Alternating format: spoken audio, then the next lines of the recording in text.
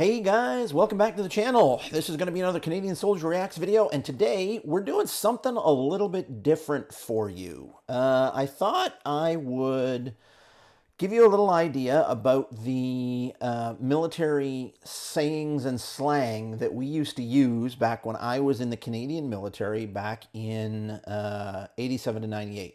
Now, you may find that a lot of this will translate into a lot of different armies, especially the American and British armies, because we work together a lot. So a lot of this stuff might cross over. I may split this up into two videos, just depending on how long it gets. So without further ado, let's go. So first one. Go to ground.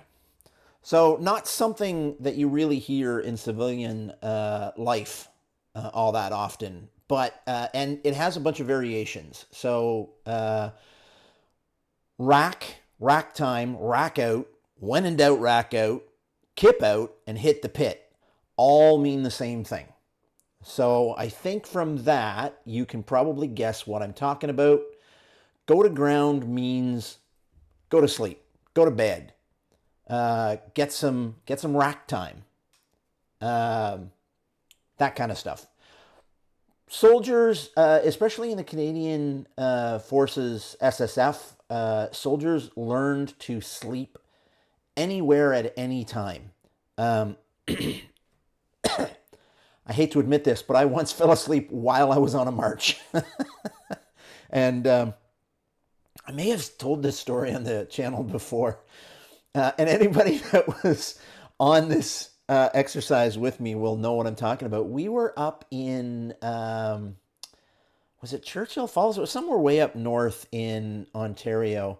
And we were doing a night route march. I don't think it was a ruck. No, it wasn't a ruck march. It was a route march because we were going into the attack at like 6 o'clock in the morning. And I was literally standing up and we stopped. And all of a sudden I looked in front of me and there was nobody in front of me.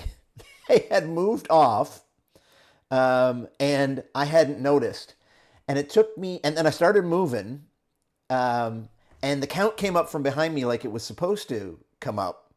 But it had never gone up to the front and no one ever realized. And it took me a good half an hour or more to catch up with them. The only reason I knew where they went was because it was the middle of winter and we were on snowshoes, and I was able to follow the trail that they had left. If it wasn't winter, I would have been screwed. So anyway, on to the next one. Niner, also Niner domestic and Niner higher. So what's your guess? Leave your guesses to these down below before I tell you what they are. So Niner in the Canadian military is the radio voice procedure designation for the commanding officer. And in a battalion, in our battalion, Niner was our commanding officer. If we were in a larger formation, he would be called India Niner because India was the designation for the infantry. And the other, like the artillery and the dragoons had their own designations. And to be honest, I don't remember what those are off the top of my head. And if you were a company commander, like Duke's Bravo or Charles company, you would be 1 Niner, 2 Niner, or 3 Niner, or 4 Niner if you were Delta company. And then if you were a platoon commander, let's say 8 platoon, which was the 2nd platoon in Charles Company, you would be 3-2 Niner. Niner domestic and Niner higher was how we referred to our wives. That was literally the name that we used for our wives because Niner domestic was always the highest authority in a military household. And that's why we called them Niner higher. Next one. First Sparrow fart, or, oh yeah, There's going to be swearing in this one, guys. First sparrow fart or butt fuck nowhere. That one's pretty easy. It basically means you're in the middle of nowhere. There's nothing around you. I'm heading out to first sparrow fart. You're just, yeah. Fill your boots. So basically that means do what you want to do. I don't care. Hey, can I grab a couple extra sandwiches? Yeah, fill your boots. That kind of thing. Black Cadillacs. I'll give you 2 seconds to decide what this is. These were the number one mode of transportation for the infantry. A black Cadillac refers to a combat boot. So when I first got in, combat boots were only one thing. They were black leather boots that came about a quarter of the way up your calf, I guess. They're about yay tall. And basically, anytime we asked how we're going to get somewhere, the answer was almost always black Cadillacs. Means walk. Next one, leg. And then the subversion of that would be lawn dart. So a leg refers to infantry, which is what I was. The airborne called us leg because it's actually an acronym. I mean, it kind of refers to your legs because you get everywhere on your legs, but that's not really what it is. It's an acronym that and a derogatory comment that the airborne used to refer to us, meaning lack enough guts. Basically, they're saying these are the people that aren't brave enough to jump out of airplanes. So in return, we call them lawn darts. And if you remember, back in the 70s, there was these basically metal lawn darts that you would throw up in the air and they'd come down and invariably hit your brother in the eye or go through his foot or something like that. And it was really basically unsteerable. And when you threw them up, you were kind of hoping they would come down where you wanted them to, but they never really did. So that was our derogatory comment for the airborne. So this one's probably pretty well known now because of the movie. But I wonder how many people actually understand what it means. So Zero Dark 30 was also referred to as Zero Dark Stupid. And I mean, to make a long story short, it basically just means it's the middle of the night. So Zero Dark 30 is the nice way of saying it. And Zero Dark Stupid is basically the way of saying we're getting up in the middle of the night and it's a fucking stupid idea to get up in the middle of the night. Nobody would get up at that time. Stand to. And I put the 3 different ways of saying to because I honestly don't know which way to spell to in this case. So stand to is a term that was originally used for the time in the morning, well, actually morning and night. So the time when the sun was rising or the sun was setting, first light and last light. We would call stand to, or someone would call stand to, and that means everybody up and get to your defensive positions now. They would also call stand to if there was an imminent threat reported. And basically it means get ready, get in your defensive positions, and get ready to repel attackers. And if it was used in other situations other than when you're on the defensive, it basically just means get ready. Smoke 'em if you got 'em. So this originally referred to literally smoking. Take a smoke break. But as less and less people were smoking, it basically just means take a break. Nothing particularly special about that. Next one. So there's a bunch here. Oftentimes you would hear pull, pull. Or you'd hear ruck up, saddles, traces, or pop smoke.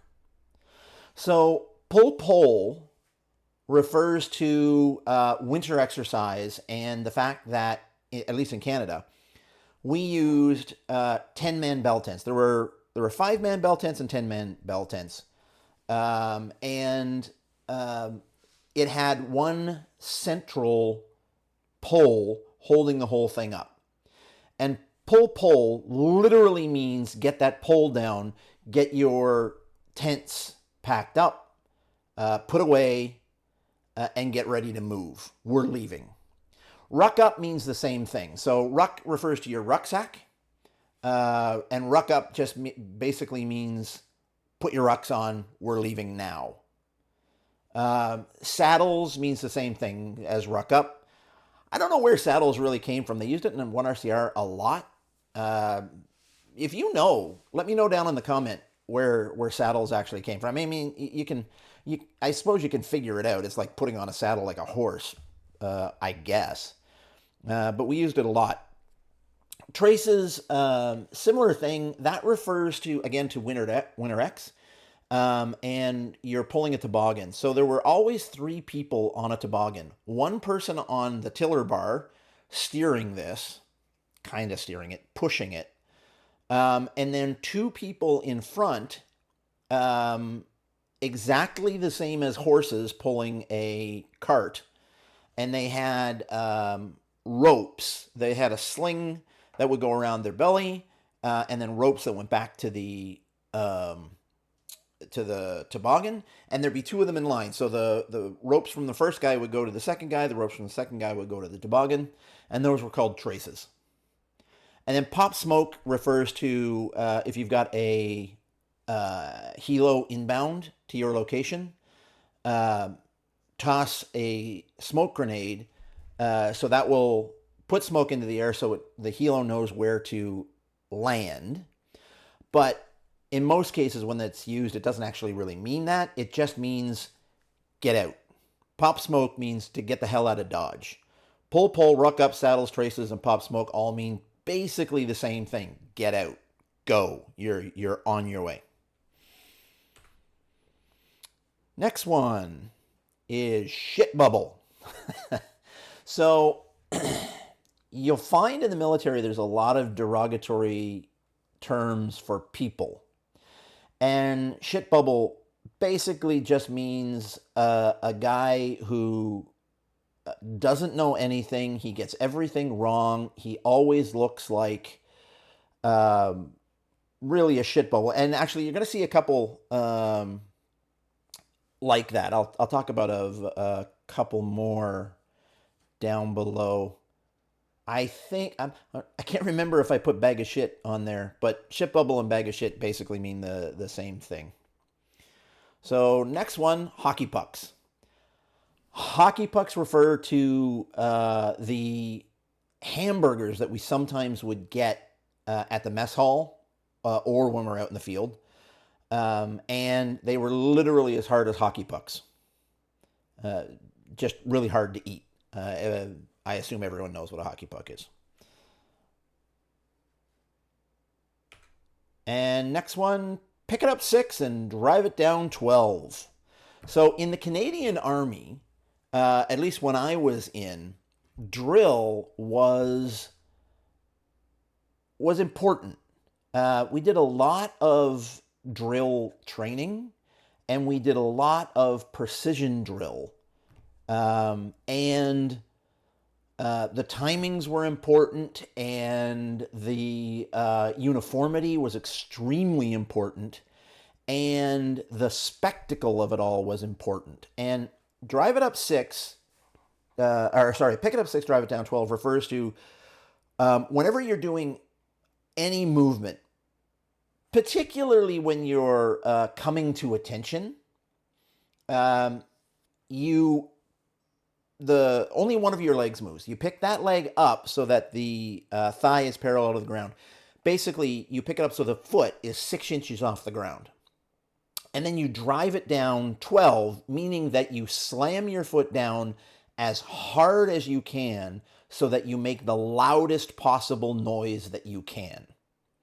And the entire platoon or the entire company or the entire battalion are all doing this at the same time. So that's 30, 120, or 1,000 guys doing this same thing at the same time.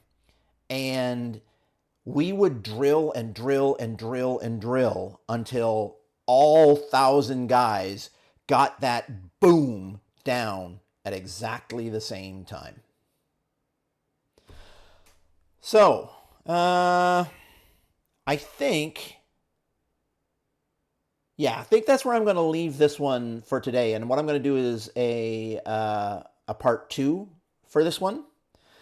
And if you have any more that I've missed, leave it down in the comments, and maybe you'll see it in next week. I'm going to put out 2 because I've got the rest of this slide to do. I'm only about halfway through here right now.